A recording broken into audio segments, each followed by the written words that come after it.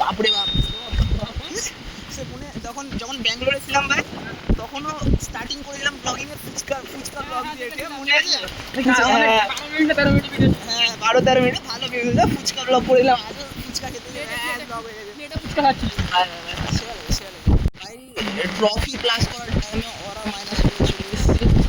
ফুচকা খেতে বেরিয়েছিলাম, যে হারে বৃষ্টি হচ্ছে, প্যান ভিজে গেছে। বলেছিলাম ছেলেটাকে যে যাওয়া উচিত না, মানা করেছিলাম যে ভাই, বলেছিলাম বৃষ্টিতে যাওয়া উচিত না, ঠিক জিনিস না, কিন্তু ভাইটা আমার এত জেদি, কি বলবো আর। যাই হোক ভাই, দাদা